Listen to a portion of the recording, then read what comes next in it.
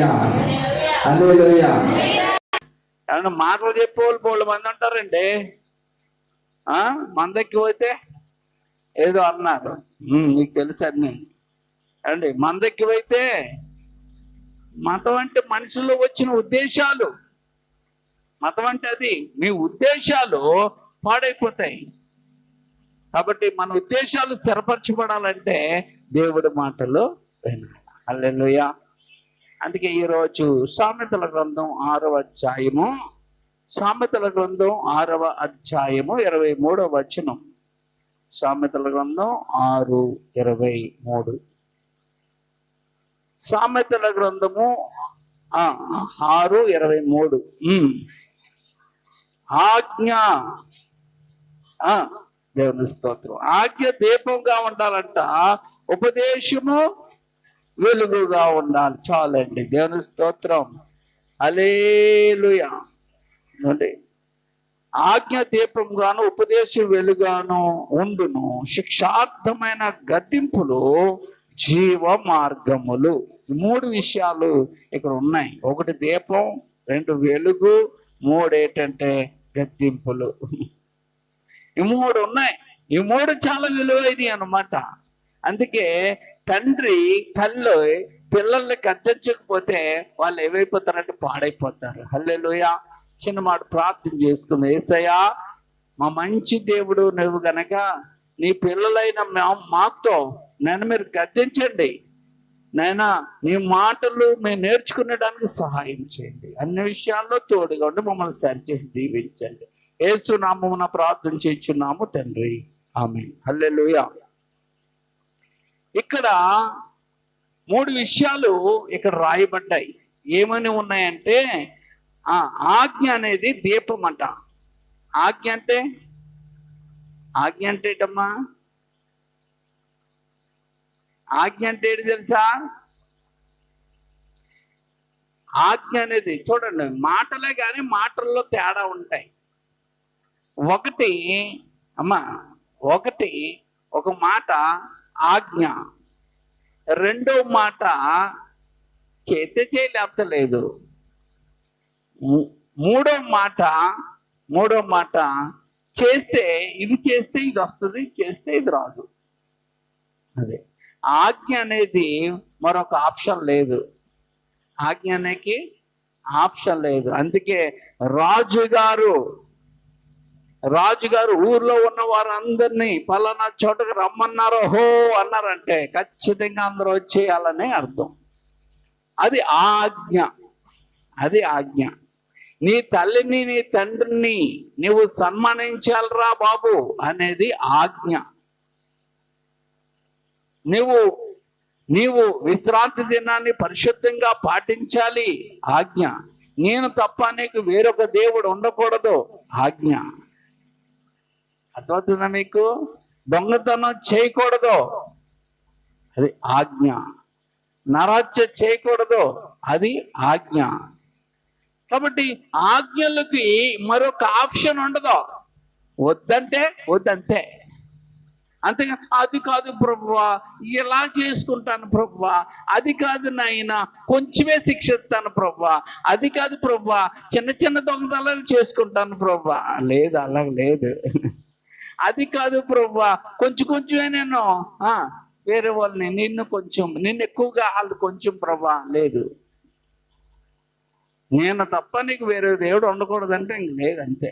యేసయ్య దేవుడు, మరొక ఆప్షన్ లేదు. హల్లెలూయా, హల్లెలూయా.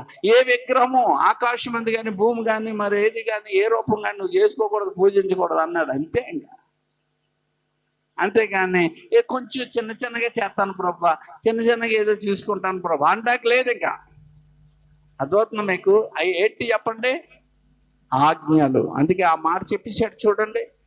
ద్వితీయోపదేశ కాండము 28వ అధ్యాయము, ద్వితీయోపదేశ కాండము 28వ అధ్యాయము 1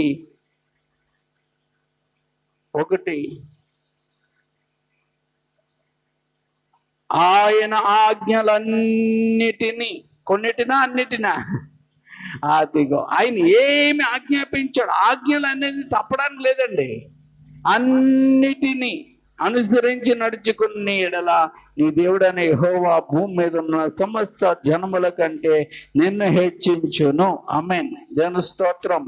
2 కూడా చదువుకుందాం, ఎందుకంటే బాగుంటది. నీవు నీ దేవుడైన యెహోవా మాట వినిన ఎడల ఈ దీవెనలన్నీ నీ మీదకు వచ్చి నీకు ప్రాప్తించును, నీకు సిద్ధించును. దేవుని స్తోత్రం. హల్లెలూయా. ప్రాప్తం అంటే నీకు సిద్ధించును, నీకు దొరుకును. హల్లెలూయా. అను పొందుకుంటావు. హల్లెలూయా. ఇంకా అందులో డౌటే లేదు. కానీ మనది ఎలా ఉంటుందంటే, మనది వినే వరకు, చెప్పే వరకు, లేకపోతే వదిలేసే వరకు. ఇయే మనవి. వినడం, వదిలేయడం, ఎవరికైనా చెప్పడం. ఇంతేగాని మనము అవి ఏమండి ఆచరించట్లేదు. అందుకే దేవుని మాట అవునంటే అవును, కాదంటే కాదు. అవునంటే అవును, కాదంటే కాదు. చేస్తానంటే చేస్తాడు, చేయనంటే చేయడు. కానీ దేవుని సన్నిధికి వచ్చి కూడా దరిద్రులుగా ఉండడం, దేవుని సన్నిధికి వచ్చి కూడా వ్యాధులతో ఉండడం, దేవుని సన్నిధిలోకి వచ్చి కూడా అప్పులతో ఉండడం, దేవుని సన్నిధికి వచ్చి కూడా వేదనలతో ఉండడం, దేవుని సన్నిధికి వచ్చి కూడా అండి చెప్పండి నిరాశలో ఉండడం. నిరాశలో ఉండడం. దేవుడి దగ్గరకు వచ్చి కూడా ఎప్పుడు పోతే బాగుంటుంది అనుకోవటం. పోతే పైకి. చాలా మంది అలాగంటారు, నేను చస్తే బాగుండు అంటూ ఉంటారు. ఎవరిళ్ళు అన్యులు కాదు. అంటే వీళ్ళు దేవుడి దగ్గరకు వచ్చారు కానీ దేవుని మాటలను ఏది వినిపించుకోవట్లేదు. వినిపించుకోకపోగా కొంతమంది ఏం చేస్తారు తెలుసా, కొన్ని రోజులకి ఈ దేవుళ్ళో శక్తి అయిపోయినట్టుంది అనుకొని కొంతమంది ఏమవుతున్నారని ఇంకా అడగద్దులే ఈ దేవుణ్ణి. ఏం అడగద్దు? ఈ దేవుణ్ణి ఇంకా అడగద్దులే. ఎందుకంటే నేను ఉపవాస ప్రార్థన పెట్టుకున్నాను పాస్టర్ గారు, మొన్న ఉపవాస ప్రార్థన మొన్న పెట్టించుకున్నాను, తర్వాత ఏదో చేశాను, తర్వాత ఏదో అయినప్పటికీ దేవుడు నాకు చేయట్లేదంటే దేవుళ్ళు ఏమైంది? ఈ మధ్యన బోల్డ్ మంది ప్రార్థనలన్నీ అలా చెయ్యాలి కాబట్టి ఆయనలో ఏమైందంటే శక్తి తగ్గిందేమో. ఏం తగ్గింది? శక్తి తగ్గిపోయిందేమో. అంటే సూర్యుడు ఏమన్నా తగ్గుతుందా? సూర్యుడు ఏమన్నా శక్తి తగ్గిందా పెరిగిందా చెప్పండి మీరు నిజంగా. అమ్మా అబ్బాయి అంత గొప్ప తల్లి, అమ్మో ఎస్తేరాణి గారు ఎక్కడో బుర్ర. సూర్యుల్లో శక్తి తగ్గిందా పెరిగిందా చెప్పండి అమ్మా. అన్ని సంవత్సరాల నుంచి సూర్యుడు ఉన్నాడు కదా, సూర్యుల్లో శక్తి తగ్గిందా పెరిగిందా? ఎండలు పెరిగాయా తగ్గాయా? అలాగంటే మీకు అర్థమవుతుంది. అయ్యో బాబా ఏంటంటే గుబురు పెట్టేస్తుందండి, ఎంత ఎండ అండి అదండి. అందుకే ఎండ ఎక్కువ అయిపోతుందని ఇప్పుడు గవర్నమెంట్ వాళ్ళు సోలార్లు వేసుకోండి. ఎండలో శక్తి తగ్గిపోయింది అనుకో, అంటే ఎండలు లేవనుకో, సూర్యుల్లో శక్తి తగ్గిపోయినట్టు లెక్క. ఎండలు లేవంటే ఏంటి? మా చిన్నప్పుడు అంటే ఎండలండి ఎంత ఎక్కువ ఉండేయండి, అంటే అప్పుడు ఎక్కువ పవర్ ఉంది. ఇప్పుడు అసలు ఆ సూర్యుల్లో అసలు ఎండే లేదండి. అంటే ఏం లేదు, సూర్యుల్లో శక్తి తగ్గిందండి. కానీ ఇప్పుడు ఏమంటున్నాం మనం, అయ్యి బాబు అప్పుడే కొంచెం బాగుండేదండి, ఇప్పుడు ఇంకా ఎక్కువైపోయిందండి. ఎందుకు అయిపోయింది? పాపం పెరిగిపోయిందండి. అంటే పాపం పెరిగితే శక్తి ఎక్కువైపోతుంది అనమాట. అక్కడ పాపం పెరిగితే శక్తి ఎక్కువైపోతుంది. కాదు, సూర్యుడు ఎప్పుడు శక్తి కలిగినాడే. సూర్యుడికి మనకి రావడానికి ఏమండి దేవుడు అక్కడ ఓజోన్ పొర ఎట్టాడు. ఏం పొర ఎట్టాడమ్మా?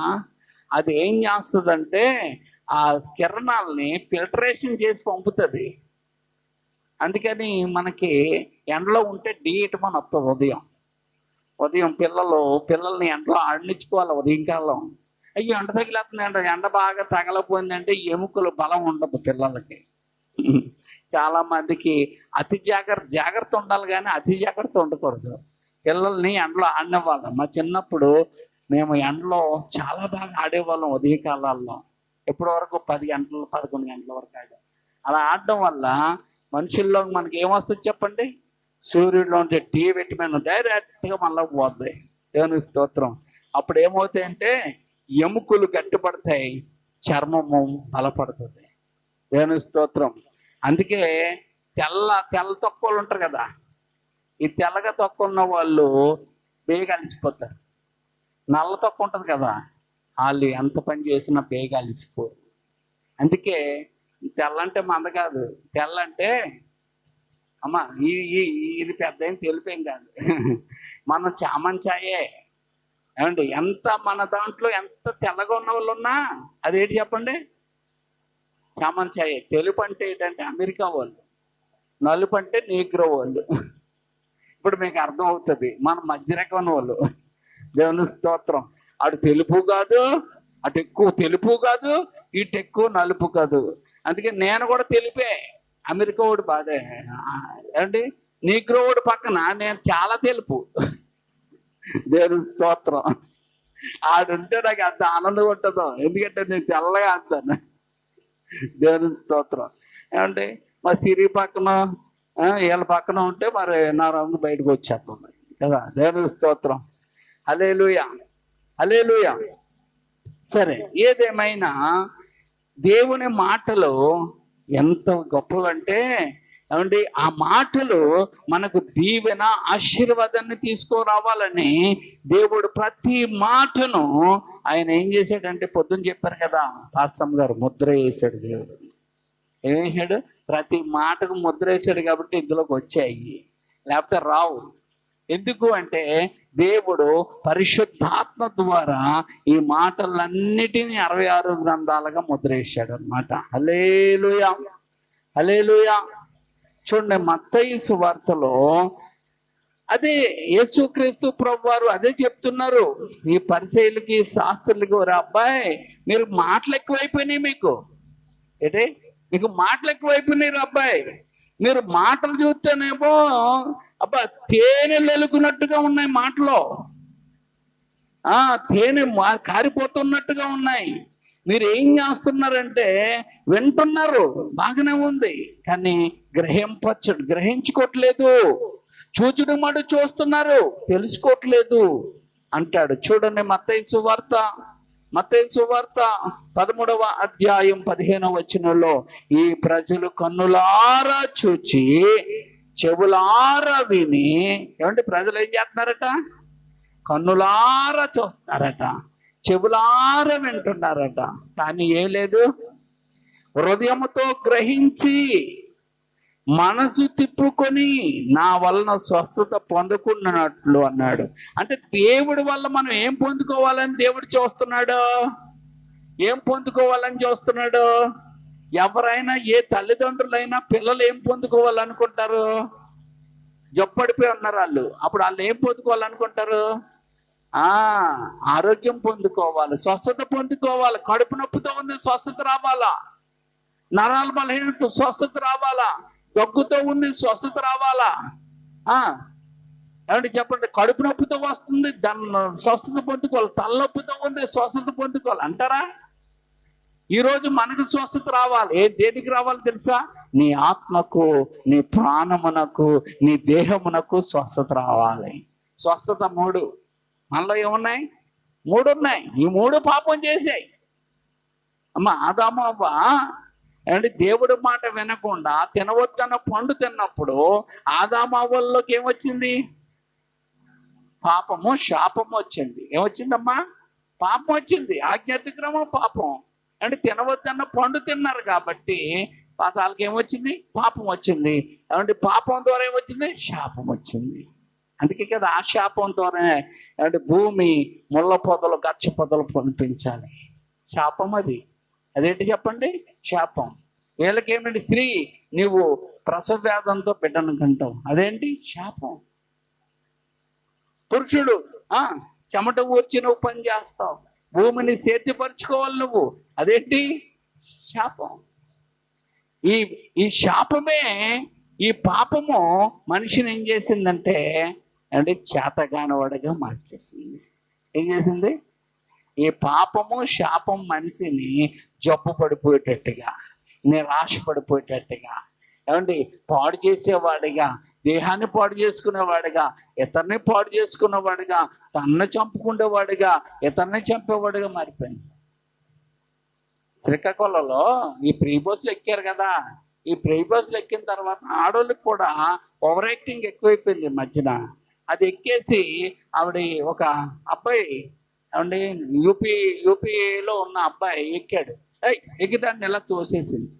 తోస్తే నన్ను తోస్తావేటండి. నన్ను అంటావేటరా అలాగని జుట్టెడు కూడా వస్తుందండి. యూపీ వాళ్ళు మామూలు కాదు. అది ఇలాగా జేబులో నిలుపుకొని కత్తి తీశాడు. కత్తి తీసి పొడిచేసాడు. వాళ్ళు కత్తులడి తిరుగుతారు వాళ్ళు. ఏమండి ఇక్కడోడంటే ఏదో పర్వాలేదు అంటే అదొక మాట ఇదొక మాట అంటే పోతారు. కానీ వాళ్ళు యూపీ వాళ్ళు అంటే జుట్టు అట్టుకుని లాగేసేటప్పటికి ఆడు ఏం చేశాడు, ఆడు జేబులో కత్తి ఉంది తీసి ఒక పోటు పొడిచేసాడు. చాలా దారుణంగా ఉన్నాయి పరిస్థితులు. ఎలాగా ఏమవుతున్నాయో తెలియని పరిస్థితులు. ఏమండి ఇది మంచి రోజులు కాదు. ఈ మంచి రోజులు కానీ ఈ కాలంలో మనం ఎలా ఉండాలా? దేవుని మాట వినాలండి.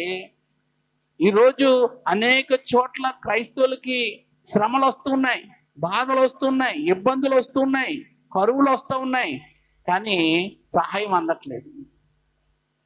నేనంటాను సహాయం అందాలంటే నువ్వు దేవుడి మాట వినాలా. స్తోత్రం. ఎందుకు వస్తున్నాయంటే భక్తి పరీక్షించబడతా ఉంది. ఆ భక్తిలో నీవు దేవుని వైపు నువ్వు తిరగలిగితే, దేవుడి మాటలు నువ్వు గ్రహించగలిగితే నీకు స్వస్థత వస్తుందని బైబిల్ చెప్తుంది. చెప్పిన దేవుడు అబద్ధం ఆడే దేవుడు కాదుగా, చెప్పి వదిలేసే దేవుడు కాదుగా, మాట ఇచ్చిన వాడు నమ్మదగిన వాడు. హల్లెలూయా, హల్లెలూయా. ఏమండి మన స్థితి మొదట కొద్దిగా ఉండొచ్చు, తుదకు అది మహావృక్షము వలె దేవుడు అభివృద్ధి పరుస్తానని చెప్పిన దేవుడు నీ పరిస్థితి పైనుంచి కింద జారిపోతుంది. మెల్లిగా పైకి ఎక్కువ, పైనుంచి ఇప్పుడు ఏమవుతున్నావు? ఉన్న కొలది డౌన్ చూస్తున్నావేంటి? ఒకడు ఉన్నాడట, వాడు ఏం చేసాడటే అమ్మా యెరూషలేముకి వెళ్ళాడటాడు. యెరూషలేములో ఉన్నవాడు యెరూషలేములో ఉండి దేవుడిని ఆరాధించడం మానేసి, దేవుడు చెప్పినట్లుగా జీవించడం మానేసి, దేవుని కొరకు బ్రతకడం మానేసి ఆ పై నుండి ఎక్కడికి వస్తున్నాడట? ఎరుకోకి వస్తున్నాడట. ఎరుకో అనే పట్టణం ఏంటో తెలుసా? శాపగ్రస్తమైనది. ఎరుకో ఏంటి చెప్పండి? శాపగ్రస్తమైనది అది. ఆ ఎరుకో గోడలో మీకు తెలుసు కదా అడ్డొచ్చాయి, వాళ్ళు వెళ్ళవలేదు. ఇశ్రాయేలు అటు వెళ్ళిపోవాలా, ఆ పట్టణం అడ్డొచ్చింది. అడ్డొచ్చినప్పుడు అడిగారు ఇశ్రాయేలు వెళ్ళిపోతామయ్యి అంటే వాళ్ళు అన్నారు ఎవడు వెళ్ళటట్లేదు, తలుపులేస్తారు. దేవా ఏం చేయమంటావు, వెళ్ళవట్లేదు అన్నారు. ప్రభు అన్నాడు 6 రోజులు తిరగండి చుట్టూరు అన్నాడు. 6 రోజులు తిరిగారు. 7వ రోజు బోర్లోది మీరు గట్టిగా కేకలేండి అన్నాడు. అప్పుడు బోర్లోది గట్టిగా కేకలేశారు. దేవుని స్తోత్రం, హల్లెలూయా. ఎరికో గోడలు పైనుండి కిందకి కూలిపోలేదు, పైనుండి ఇలా కూలిపోయాయి. అదవుతుందంటే కూల్చింది ఎవరు? దేవుడే. దేవుని స్తోత్రం, హల్లెలూయా, హల్లెలూయా. గోడలే కాదు ద్వారము కూడా కూల్చివేసెను మన ప్రభువు. గోడలే కాదు ద్వారము కూడా కూల్చివేసెను మన ప్రభువు. అసాధ్యమేముంది దేవునికి? నిజంగా చెప్పండి, అసాధ్యమేముంది దేవునికి? మనకు మేలు కొదువని యేసు రక్తము జయమే జయమే, అపవాది క్రియలకు అపజయమే. యేసు రక్తము జయమే జయమే, అపవాది క్రియలకు అపజయం. యేసు రక్తమే జయము. అందరూ చెప్దాం, సిలువ రక్తమే జయము. ప్రభు యేసు రక్తమే, సిలువ రక్తమే జయం. హల్లెలూయా. ఒకసారట ఒక అమ్మాయికి దెయ్యం పట్టుకుందంట. ఏం పట్టుకుందమ్మా?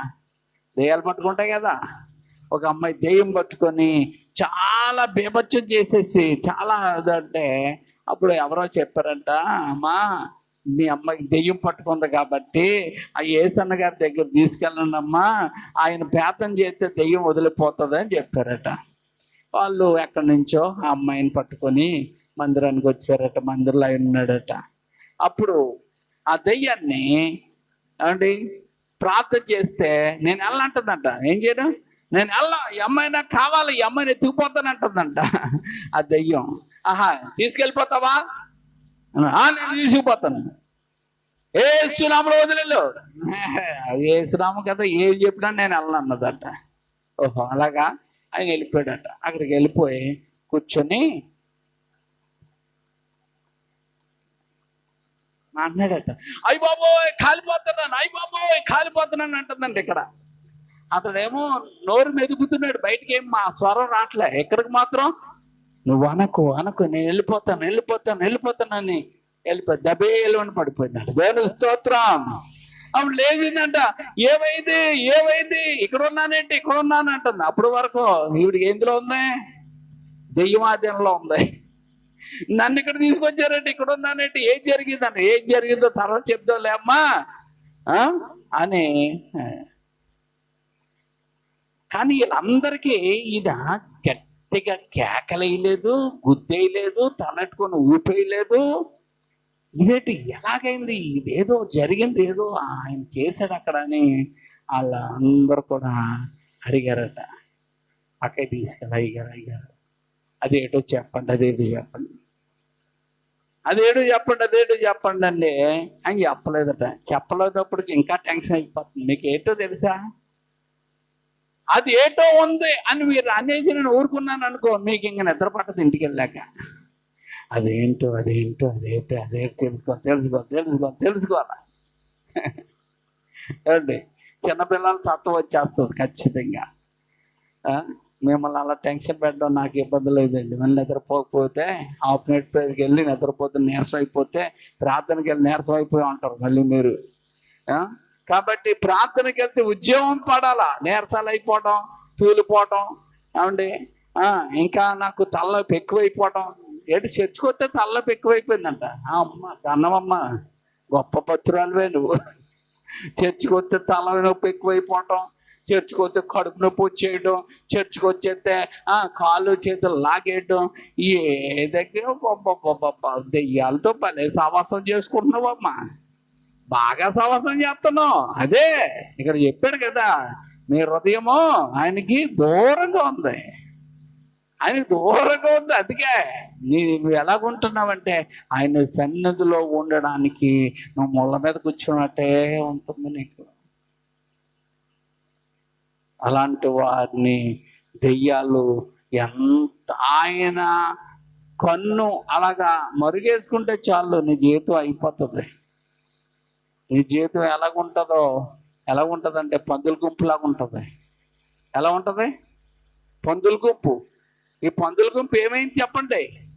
వడివడిగా పరిగెట్టుకొని సముద్రంలోకి వెళ్ళి మునిగి చచ్చాయి. అమ్మో దెయ్యం మనుషులను చంపాలనుకున్నది, కానీ కరుణమయుడు దయ్యమయుడైన దేవుడు నువ్వు ఎలాగుంటున్నా నీకు కాపుదలను ఇస్తూనే ఉన్నాడు. ఏం చేస్తున్నాడు? కాపుదలను ఇస్తూనే ఉన్నాడు. నువ్వు ఆ కుర్రాడు చేసుకుని పక్కన అక్కడ ఆడించు, బయట ఆడించు. దేవుని స్తోత్రం. హల్లెలూయా హల్లెలూయా. ఏమండి? దేవుని స్తోత్రం. హల్లెలూయా. కాబట్టి ఏమండి, దెయ్యం మనిషిని చీకట్లో పెట్టాలని చూస్తూ ఉంటుంది, దేవుడు మనిషిని ఏమండి వెలుగులో పెట్టాలని చూస్తూ ఉంటాడు. అందుకే ఏమంటే మన దీపాలను ఆరిపేయాలని చూస్తున్నాడు సైతాన్. మనకు దీపాలు ఉన్నాయి, ప్రతి ఒక్కరికి ఏమున్నాయి దీపాలు. మన దీపాలను ఆరిపేయాలని, మన దీపం వెలిగి వెలుతురు వస్తే అనేక మందికి మేలు జరుగుతుందని వెలుగు రాకుండా మన దీపాన్ని ఏం చేస్తున్నాడు తెలుసా? అర్పలేదు. ఇంకా అర్పితే ఇక్కడ ఉండరు మీరు. ఇప్పుడు మసి పట్టేసినట్టు చేస్తున్నాడు. మీరు మంట చిన్నది కనపడుతుంది కానీ వెలుతురు ఉండదు.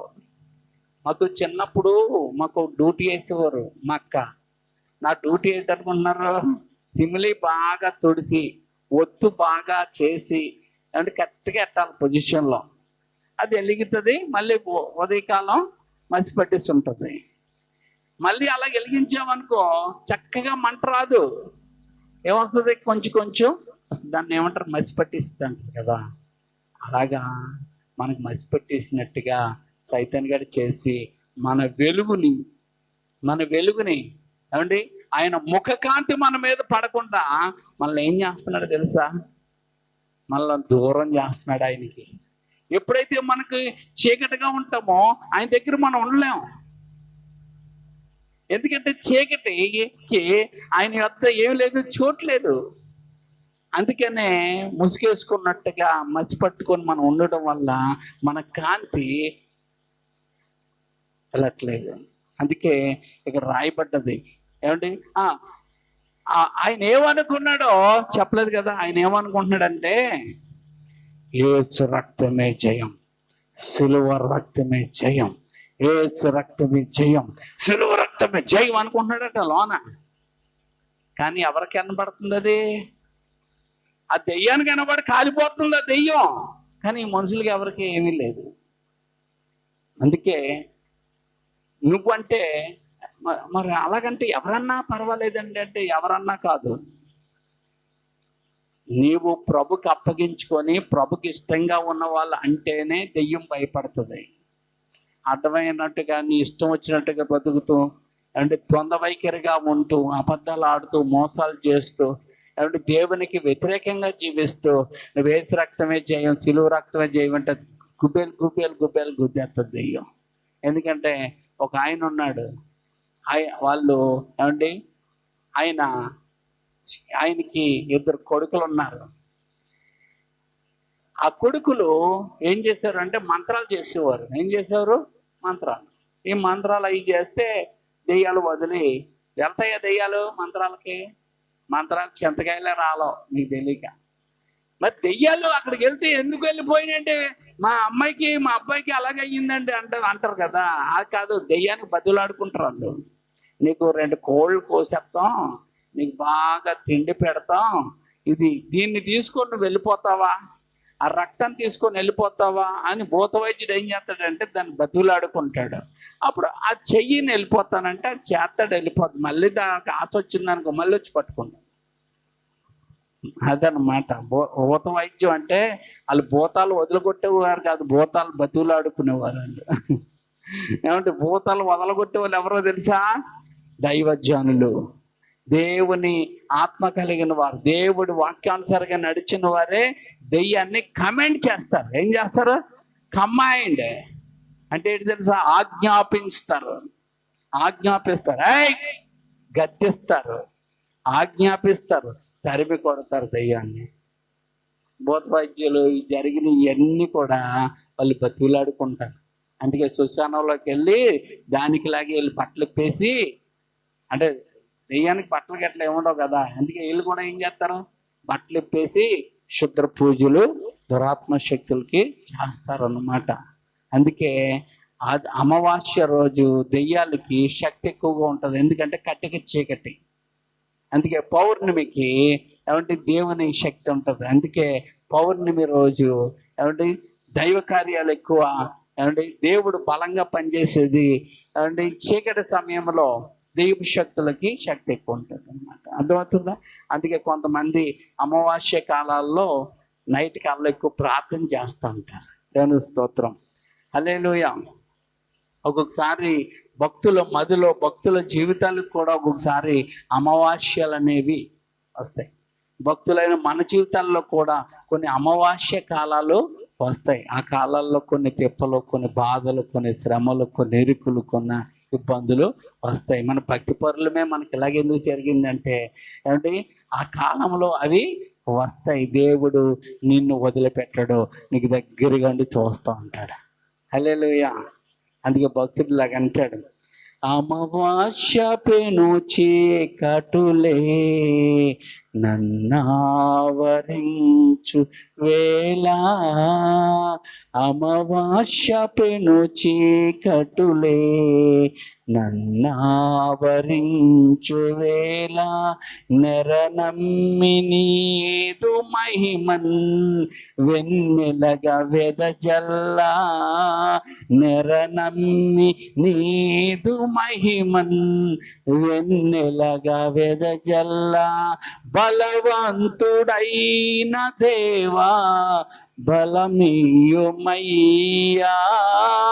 బలవంతుడైన దేవా బలమీయుమయ్యా నీదు ముఖ కాంతి చేత నే తేజరిల్లుదునయ్యా నీదు ముఖ కాంతి చేత నే తేజరిల్లుదునయ్యా ఓ నీతి సూర్యుడా నా జీవనాథుడా నాలో వసింపుమా నా పాలి దైవమా నాలో వసింపుమా నా పాలి దైవమా ఓ నీతి సూర్యుడా. హల్లెలూయా. సూర్యుడు కాంతి చంద్రుడి మీద పడుతుంది అనమాట. సూర్యుడి కాంతి ఎక్కడ పడుతుంది? చంద్రుడి మీద పడితే చంద్రుడు వెలుగుతున్నట్టు మనకు కనబడుతుంది. అప్పుడు వెన్నులు వచ్చేసింది. ఒకసారి ఏమవుతుందంటే ఈ సూర్యుడికి ఈ చంద్రుడికి మధ్యలో ఏమొస్తుందంటే భూమి అడ్డు వస్తుంది. ఏమొస్తుంది? భూమి అడ్డు వస్తుంది. దాన్ని ఏమంటారంటే ఏమండి, ఎప్పుడైతే చంద్రుడికి భూమి అడ్డు వస్తుందో చంద్రగ్రహణం. మళ్ళీ భూమి సూర్యుడికి అడ్డు వస్తుంది, అది సూర్యగ్రహణం.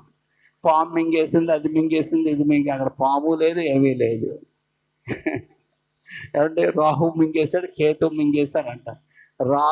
రాహువు కేతువులు ఆకాశంలో పాములు ఏం జరగట్లేదు, అవన్నీ కల్పితాలే. ఏమండి, కాబట్టి మొన్న గ్రహణం వచ్చిందట. మొన్న గ్రహణం వచ్చి గుళ్ళన్నీ మూసేశారు. మళ్ళీ దేవుడిని శుద్ధి చేసుకోవాలి, ఎందుకంటే గ్రహణాన్ని చూడలేడు. ఈ లోకంలో ఉన్న దేవుళ్ళు గ్రహణాన్ని చూడలేరు, గ్రహణాన్ని పట్టుకోలేరు. కానీ గ్రహణాన్నే ఆపగలడు మన దేవుడు. ఎందుకు అంటే యెహోషువ గ్రంథంలో సూర్యుడు ఆగో అంటే, సూర్యుడు ఆగంటే ఏంటనుకుంటున్నారు? సృష్టి అంతా ఆగిపోయింది ఒక్కసారిగా. యెహోషువ మాట్లాడాడు, సూర్యుడాన్ని గిబియోన్లో ఆగిపోయింది. దేవుని స్తోత్రం, హల్లెలూయా. ఎంత గొప్ప దేవుడు అండి మన దేవుడు. మన దేవుడు ఎంత గొప్ప దేవుడు. అలాంటి గొప్ప దేవుడి దగ్గరకు వచ్చి ఇంకా తిప్పలతోనే ఉంటావా నువ్వు? ఇంకా బాధలైనా, ఇంకా వేదనలైనా, ఇంకా అంటే నువ్వు ముఖ దర్శనం చెయ్యాలా? ఎవరు ముఖ దర్శనం చెయ్యాలా?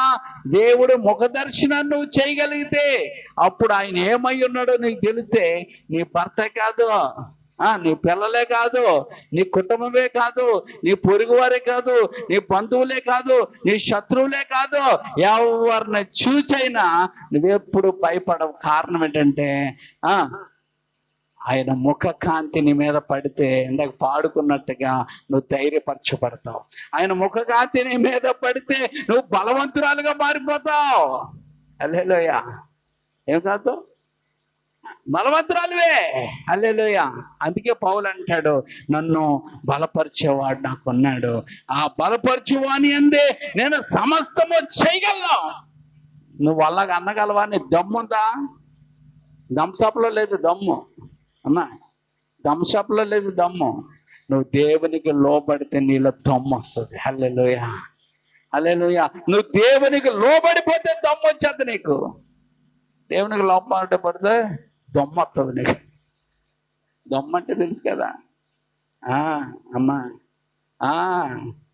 దొమ్ము వేరు, దొమ్మ వేరు. కొంతమందికి ఏమండి మాటలు ఎక్కువైపోయినాయి, దేవునితో సహవాసం లేదు, దేవునితో కనెక్షన్ లేదు, దేవునితో ప్రార్థన జీవితం లేదు, దేవునితో నిలకడ లేదు, స్థిరత్వం లేదు. ఏమొచ్చింది అలాంటి మనుషులకి? దమ్ము కాదు, దమ్మొస్తే నువ్వు దేవుడి సన్నిధిలో ఉండవు. ఆవిడ ఉంటాడు తిరిగేవాడు, ఆడి కాలు కుదిరిగా ఉంటుంది. ఆడు ఎక్కడికి వెళ్ళావురా అంటే నేను అంతా తిరిగి వచ్చాను అన్నాడు. అయితే నాకు భక్తుడు ఉన్నాడు చూసావా చూశాను. అతడు ఎలాంటి తెలుసా? నా యందు భయభక్తులు కలవాడు. హల్లెలూయా. ముందు దేవుని యందు భయభక్తులు కలగడం నేర్చుకో. ఉన్న తర్వాత నేర్చుకుంది కానీ ముందు ఒకటి లేదు. కానీ అమ్మా, తల్లికి తిండెట్టడట్టు కానీ పిన్నమ్మకు మాత్రం బంగారు గాజులు చేసేటట్టు. ముందు దేవుడి భక్తి, దేవుని మెప్పించే భక్తి, దేవుని యందు భయం కలిగే భక్తి. అమ్మ, బైబిల్లో ఏముందంటే ఈ లోకంలో కూడా భక్తులు పెరిగిపోయారమ్మా. భక్తులు ఉన్నారా? భక్తులు ఎక్కువైపోయారు. క్రైస్తవుల్లో ఎక్కువైపోయారు. అన్ని రిలీజియన్స్లో, మతాలలో భక్తులు ఎక్కువయ్యారా తక్కువయ్యారా? చెప్పండి అమ్మా. భక్తులు ఎక్కువైపోయారు. కానీ భక్తులు ఎక్కువైపోయారు కానీ వారి భక్తి వారిని భ్రష్టత్వంలోనికే తీసుకెళ్తుంది. అందుకే ఏమండి, ధర్మశాల అనే దాంట్లో అది శివుడి క్షేత్రం. అందులో ఇంచుమించుగా 450 మందినో 200 మంది 500 మందినో ఆ అమ్మాయిల్ని పాడు చేసి చంపేసి కప్పెట్టేశారు. అదేంటి, అక్కడ ఎందుకు వెళ్ళారు ఈ అమ్మాయిలు అందరూ? భక్తి కోసం వెళ్ళారు. దేనికోసం వెళ్ళారమ్మా? ఆయోష అన్న అమ్మాయిని ఎత్తుకెళ్ళిపోయి గుళ్ళోనే భక్తులే ఆ అమ్మాయిని పాడు చేసి చంపేశారు. ఇలాగ ఎన్నో బోల్డ్ ఉన్నాయి. 33,000 మంది చచ్చిపోయారట. అదే చచ్చిపోవడం కాదు, కిడ్నాప్ అయిపోయారట ఆంధ్రాలో అమ్మాయిలు. వాళ్ళందరూ ఎక్కడికి వెళ్ళిపోయారు? ఎవరు ఎత్తుకుపోయారు? భక్తులే. ఏ భక్తులు? భ్రష్టులు. భక్తి నీకేం తీసుకురావాలంటే యథార్థత, మంచితనము, ప్రేమ, కనికరము, సహాయము నీలో తీసుకురావాలి. కానీ ఏమండి, భక్తి ఏం తీసుకొస్తుంది మనుషులు అంటే భ్రష్టత్వాన్ని తీసుకొస్తుంది. అందుకే బైబిల్ అంతట్లో మీరు చూడండి, భయభక్తులు అంటే భక్తికి ముందు ఏముండాలా? అది దేవుని స్తోత్రం. అందుకే భయం లేని కోడట బజార్లోకి వెళ్ళి గుడ్డెట్టిందని భయం లేని భక్తి చేసి చాలా మంది, ఒరే ఎందుకురా ఇలాగ వెళ్తామంటే, ఏమండి చొక్క వేసుకొని వెళ్ళి డ్యాన్సులు వేసే డీజేలు, ఈ డీజేల్లోంచి వచ్చిన ఆ ధ్వని యొక్క శక్తి ఈ కండరాల్లో బ్లాక్ అయిపోయి, గుండెల్లో బ్లాక్ అయిపోయి హార్ట్ అటాక్లతో చచ్చిపోయారు. మరి ఆ చచ్చిపోయిన వాళ్ళు భార్యలకి పిల్లలకి ఎవరు సమాధానం చెప్తారు? వారిని ఎవరు చూస్తారు? మరి చూడాలి కదా, ఈ భక్తి బృందం అంతా మరి వెళ్ళి ఆదుకొని చూడాలి కదా. ఏముండదు, ఏముండవు. ఆ భక్తుల్లో ఏమండి దేవకన్యలు తీసుకొస్తారు. ఎక్కడి నుంచి తీసుకొస్తారు? ఇంద్రలోకం నుంచి. వాళ్ళు సగం సగం బట్టలు వేసుకొని వేస్తూ ఉంటే వీళ్ళు డ్యాన్సులు. దానికి తోడు ఈ మధ్యన ఆడవాళ్ళు కూడా పరితెగించారు. ఇలా ఏ ఆడవాళ్ళు? కొంపల్లో ఉన్న వాళ్ళు వీళ్ళు కూడా వెళ్ళి చేశారు. ఒక పంతులు గారు చెప్తున్నారు, ప్రసాదం అంటే ఏదో ఇంత తీసుకెళ్ళి పెడతాం కానీ చేతిలో 4 రోజులు 5 రోజులు 6 రోజులు ఉండేది. అది ప్రసాదం కాదు, దిష్టి లడ్డు అని చెప్తున్నాడు ఆయన. ఆ దిష్టి లడ్డుని వీళ్ళు కొనుక్కొని దరిద్రం తెచ్చుకుంటున్నారు. వీళ్ళు ఆ దరిద్రం తెచ్చుకుంటున్నారు. వీళ్ళు ఆ దిష్టి కట్టింది అది. దానికి మళ్ళీ నెయ్యి గియ్య ఎన్నో వేస్ట్ చేస్తున్నారు వీళ్ళు. దాన్ని ఇంచుమించుగా 500 కేజీలు 300 కేజీలు 400 కేజీలు నెయ్యి, పప్పు, విప్పు, జీడిపప్పు, కిస్మిస్ అందరు నాశనం చేస్తున్నారు. దేవుడేమో తినమని వీళ్ళకి ఇచ్చాడు. ఏమండి, పోనీ ఆ రోజే తెచ్చి ఏదో చేసి అందరికి పంచి పెడితే అందరు తినేసిపోతారుగా. లేదు, అది మళ్ళీ పాట పాడాల. ఆ దరిద్రం అంతా ఎవడో మోసుకెళ్ళాలి ఒకడు. వచ్చిన దరిద్రం అంతనే. కాబట్టి ఇలాంటివి చెప్తే ఒళ్ళు మండిపోతుంది కానీ ఇవి సత్యాలు. దేవుని స్తోత్రం. భక్తి వేరు, భయం కలిగిన భక్తి వేరు. హల్లెలూయా. అందుకే బైబిల్లో ఎక్కడ చూసినా కానీ మనకు కనబడేది ఏంటంటే ఆయన యందు భయభక్తులు గలవారు చుట్టూ. చూడండి, యోబు గ్రంథంలో దేవుడే మాట్లాడుతున్నాడు. యోబు గ్రంథం 1:1. ఊజు దేశం నందు యోబు అనే ఒక మనుషుడు ఉండెను. అతడు యథార్థవంతుడును న్యాయవంతుడునై దేవుని యందు భయ భక్తులు భక్తులు కలిగి చెడుతనమును విసర్జించిన వాడు అన్నాడు. దేవుని స్తోత్రం అని అనడమే కాదు, మళ్ళీ ఏమండి అతని విషయాన్ని ఏమంటే దేవుడు మళ్ళీ ప్రస్తావిస్తా ఉన్నాడు. దేవుని స్తోత్రం. 7వ వచనం చూడండి. యెహోవా నీవు ఎక్కడ నుండి వచ్చిందని వాడిని అడుగగా, వాడనగా ఎవడో అపవాది ఆ భూమి మీద అటు ఇటు తిరుగులాడొచ్చు అందులో సంచరించి వచ్చిందని యెహోవాకు ప్రత్యుత్తరం ఇచ్చాను. అందుకు యెహోవా నీవు నా సేవకుడైన యోబు సంగతి ఆలోచించావా? అతడు యథార్థవంతుడును న్యాయవంతుడునునై దేవుని యందు భయ భక్తులు కలిగి చెడుతన. అందుకే భయభక్తులు ఉన్నవాడు బాగా వినండి భయము కలిగిన భక్తి ఉన్నవాడు యథార్థంగా ఉంటాడు. ఎలా ఉంటాడు అంటే దేవుడు అంటే భయం ఉంది కాబట్టి, భక్తి ఉంది కాబట్టి, భయము ప్లస్ భక్తి. భయం ఉంది కనుక వాడు యథార్థంగా ఉంటాడు. అమ్మో దేవుడు నన్ను చూస్తున్నాడు, నేను ఖచ్చితంగా ఉండాలా, నేను నిక్కచ్చిగా ఉండాలా అని వాడు దేవుడికి భయపడేవాడు కనుక వాడు ఎలా ఉంటాడు? యథార్థవంతుడిగా ఉంటాడు. రెండోది, దేవుడికి భయపడేవాడు కనుక వాడు ఎలా ఉంటాడు? సత్యముగా ఉంటాడు. దేవుడికి భయపడేవాడు కనుక ఎలా ఉంటాడు? న్యాయముగా ఉంటాడు. అండి దేవుడికి భయపడేవాడు కనుక వాడు ఎలా ఉంటాడు? చెడుతనాన్ని జోలికి వెళ్దాం. చెడు జోలికి అమ్మో వెళ్తే దేవుడు నన్ను చూస్తాడు, నేను ఇలాంటివి చేయకూడదు, ఇలాంటి చెందకూడదు అని వాడు ఇదవుతాడు. అందుకని ఈ భయము కలిగిన భక్తి చేసే వాళ్ళు వీటన్నిటినీ విసర్జిస్తారట. ఏం చేస్తారు? ఇవన్నీ విసర్జిస్తారట. చూడండి అండి సామెతల గ్రంథము 3వ అధ్యాయం. సామెతల గ్రంథం 3వ అధ్యాయము 7వ వచనం. నేను జ్ఞానిని కదా అని నీవు అనుకోవద్దు, యెహోవా యందు భయభక్తులు కలిగి చెడుతనమును విడిచిపెట్టుము. అది నీకెందుకు ఆరోగ్యం రావట్లేదంటే నువ్వు భయభక్తులు కలిగి ఉంటున్నానంటూనే చెడుతనంలో బతుకుతున్నావు, చెడుతనం చేసుకుంటున్నావు. ఏమన్నావు పక్కన? నేను దేవుడి యందు భయభక్తులు కలిగి అని చెడుతనంలో ఉంటున్నావు కనుక. ఇంకోటి ఏంటంటే భలే కవర్ చేసేసుకుంటున్నాను, భలే మెయింటైన్ చేసేసుకుంటున్నాను, భలేగా నేను జీవించేస్తున్నాను అనుకుంటున్నావు. అందుకే అక్కడ దేవుడు అన్నాడు, నేను జ్ఞానిని కదా అని నువ్వు జ్ఞానమేమి కాదు, నువ్వు తెంగరదానివి, తెంగరోడివిని. ఎందుకంటే జ్ఞానులు అలాంటి చేయరు. ఏంటి నువ్వు జ్ఞానమైతే దేవుని యందు భయభక్తులు చెడుతానని విడిచిపెడతావు. అప్పుడు నీ దేహానికి ఏమొస్తుంది? ఆరోగ్యము. నీ దేహానికి ఆరోగ్యం. నీ ఎముకలకు డి విటమిన్ వాడియాలంటే విటమిన్ లేవంటే ఇది అయిపోతుందంటే ఇది అయిపోతుందని వాడేస్తే అయిపోదు. సత్తు రావాలంటే నీకేముండాలా? దేవుడు ఇవ్వాలి. దేవుని స్తోత్రం. తర్వాత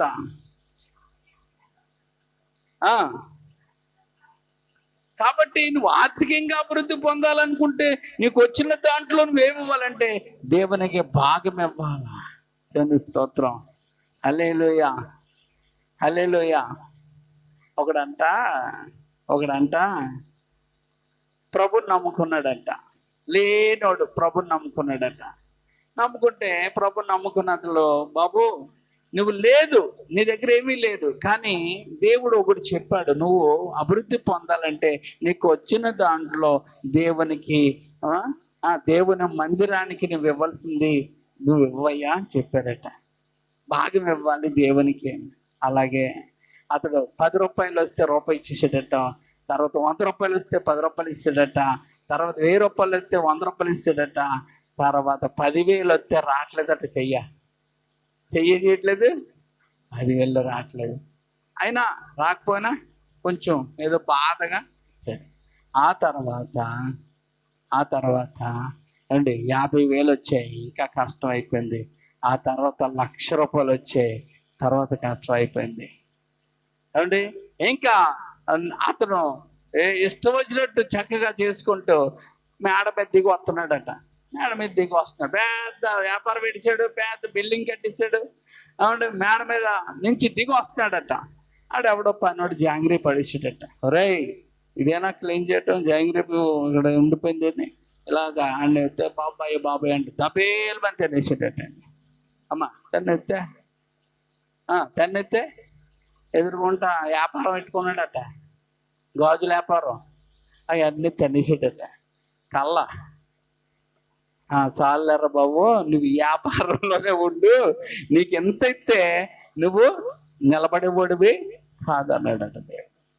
అందుకే నీవు ఎంతలో ఇవ్వడం చాలా ఇదివే, కానీ నేను అభివృద్ధి పొందే కొలది నువ్వు ఎప్పుడు ఇవ్వగలుగుతావంటే నిజంగా దేవుని యందు భయభక్తులు కలిగినప్పుడు. దేవుని స్తోత్రం, హల్లెలూయా.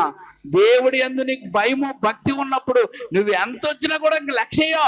ఎందుకంటే నా దేవునికి ఇచ్చడం ద్వారా నేను ఎన్నడూ నష్టపోను.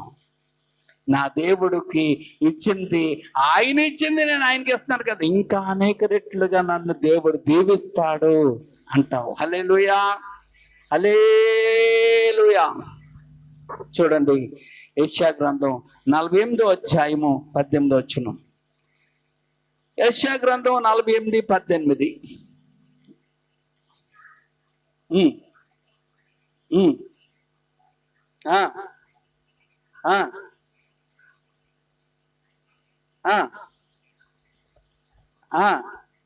దేవుని ఆలకిస్తే చాలు. ఆలకించడం అంటే శ్రద్ధగా ఆలకించాలి. ఎలా పడితే అలాగే ఆలకింతే దెయ్యాలు వచ్చేస్తాయి. దేవుడి మాటలు ఎలా వినాలంట? శ్రద్ధగా ఆలకించాలి. హల్లెలూయా. అలా ఆలకించినప్పుడు ఏమండి మీ జీవితాల్లో గొప్ప కార్యాలు జరుగుతాయి. మత్తయి సువార్త 13వ అధ్యాయం 15వ వచనం మధ్యలో ఆగిపోయాం కదా, అక్కడ ఉంటది. వారి చెవులు వినుటకు మందములైనవి, వారు తమ కన్నులు మూసుకొని ఉన్నారు కనుక మీరు వినుటకు మటుకు విందురు గాని గ్రహింపనే గ్రహింపరు, చూచుటకు మటుకు చూతురు గాని ఎంత మాత్రము తెలుసుకోరు. అందుకే ఇక్కడ ఆయన అంటాడు, మీ కన్నులు చూచున్నవి కనుక అవి ధన్యములయ్యాయి, మీ చెవులు వినుచున్నవి కనుక అవి ధన్యమయ్యాయి అన్నాడు. అందుకే ఎవరైతే శ్రద్ధగా ఆయన కార్యాలు చూసేటట్లుగా ఉంటారో, ఆయన కార్యాలు వినేటట్టుగా ఉంటారో వారు ధన్యులవుతారట. దేవుని స్తోత్రం. అదే ఆత్మ చెప్పుచున్న మాట చెవిగలవాడు వినుగాక. హల్లెలూయా. అందుకే విని ఆలకించినోడు ఏమవుతాడు? దేవుని వాక్యం ఆలకించినోడు వారికి క్షేమం కలుగుతుందట, నదిలాగా. హల్లెలూయా. నది ప్రశాంతంగా ఉన్నట్టుగా వారికి క్షేమం కలుగుతుంది. రెండోది ఏంటంటే కీర్తనల గ్రంథము 119:73. కీర్తనల గ్రంథము 113:73లో దేవుడి దగ్గర మనం నేర్చుకోవాలా. దేవుని స్తోత్రం. అన్ని ఈ మధ్యన చాలా మందికి ఈ మధ్యన ఏటొచ్చేసింది అమ్మా, సెల్ ఫోన్. ఏ ఫోను? సెల్లో ఏమొచ్చింది? Cell phone. ఇంకా మా అయితే కోతి కొబ్బరిగా దొరికినట్టు ఉంటాం ఇస్తారాని గారికి సెల్ ఫోన్ దొరకడం. ఇంకెప్పుడు దాన్ని చూసుకుంటుంటే కళ్ళు నేను చూడటం మానేస్తానంటుంది. నేను వాసిపోతాను జాగ్రత్త అంటున్నాయి కళ్ళు, వార్నింగ్లు ఎత్తున్నాయి. మన బాడీ ఏమండి దేవుడికి పని మీరు చేస్తే అది మీరు దేవుడికి ఏమండి మీరు పనికి వచ్చేటట్టుగా ఆరోగ్యాన్ని ఇస్తాయి. దేవుని స్తోత్రం. అందుకే మీరు చూడండి సెల్లో ఇందాక మా పాస్టర్ గారు చూపిస్తున్నారు. ఎలాగంటారు సెల్ ఏమంటారమ్మా? ఎలాగంటే పైకి పో, ఎలాగంటే కిందకి, అంతే కదా. ఎలాగంటే పైకి పో, ఎలాగంటే కిందకి రా. అది ఎవరి లక్షణం అనుకుంటున్నారు? ఎలక లక్షణం. ఎలక ఏం చేస్తుంది అనుకుంటారు? ఇలాగంట అంటే పైకి పోయి ఇలాగంట కిందకి రావడం. అంటే మీరు సెల్లకి మీరు ఎలకల్లాగా మీరు సెల్లో ఉన్నారు. ఎందులో ఉన్నారు? సెల్ అంటే ఏంటి తెలుసా? బందిఖానా. ఎందులో? బందిఖానా. ఏ బందిఖానాలో మీ ఎలకుందే అమ్మా? సెల్ అనే బందిఖానాల్లో ఉండిపోతున్నారు మనుషులు. అందులో ఏమొస్తుందో అదే నిజం అనుకుంటున్నారు. అయ్యి బాబు అన్ని అబద్ధాలు ఎక్కువ, అందులో మోసం ఎక్కువ. అందులో ఒకసారి నేను చూశాను. ఇది మీకు తెలుసా అని ఎట్టాడు. ఇది మీకు తెలుసా అన్నాడు. అట్టుకోళ్ళు ఎట్టాడు. పెరుగన్నం పెట్టాడు. ఇది మీకు తెలుసు అన్నాడు. ఓ బాబు ఏదో మంచి సూత్రం ఏదో ఉంటుంది కదా అని ఆన్ చేసి చూస్తే పెరుగన్నంలో అరటిపండు గనక వేసుకుంటే తింటే, మా ఛానల్ లైక్ చేయండి, సబ్స్క్రైబ్ చేయండి, బెల్ ఫోన్ నొక్కండి. అక్కడ ఆపాడు అదంతా. ఇదన్నీ అవన్నీ విన్న తర్వాత ఇప్పుడు అసలైన రహస్యం చెప్తున్నాను. మంచి పెరుగన్నంలో అరటిపండు కలుపుకొని తింటే చాలా మధురంగా ఉంటుంది. చాలు, అది మాకు తెలియదండి. ఆ అమ్మ ఏం చెప్పారు బాబు, మర్మం చెప్పేశాడు చాలానే. అంటే అవన్నీ ఇంకోటి ఆడికి ఇంకొక మర్మం. అరటిపండు పెరుగన్నం కలిపి తింటే ఏమవుతుందో తెలుసుకోకపోతే మీకు చాలా ప్రమాదంలో పడిపోతారు అన్నాడు. ఏంటి అది చూస్తే ఆడు అలాగే చెప్పి చివరిని ఏమన్నాడంటే, పెరుగన్నంలో అరటిపండు కలుపుకొని తినడం వల్ల మీకు కడుపు నొప్పి వచ్చేసి మీకు చాలా డేంజర్ అవుతుంది, పాయిజన్ తయారవుతుంది అని ఆడ ఇష్టం వచ్చి చెప్పాడు. అంటే ఎవడికి ఏది చెప్పాలంటే, ఏది వాగాలంటే అది వాగేసుకోవచ్చు. అర్థమవుతుందా మీకు? అది ఎక్కువ చూస్తారు. ఒకడు అన్నారు ఇంటర్వ్యూలో, ఏమండి మీరు మంచి మాటలు ఎందుకు చెప్పట్లేదు, బూతు మాటలు రకరకాలు ఏంటి మాట్లాడుతున్నారంటే, మంచి చెప్పానండి, మంచి చెప్తే 10 మంది చూశారట, చెడు చెప్తే 1,00,000 మంది చూశారట. అమ్మా, మంచి చెప్తే ఎంతమంది చూశారు, చెడు చెప్తే? అందుకని నేను చెడు చెప్పుకుంటున్నాను అన్నాడు. అంటే లోకం చెడిపోయింది. ఈ లోకం ఏమైపోయింది, మంచికి చోట్లు లేవు. అందుకే ఒక ఆయన ఇలా పాడతాడు, జీవితం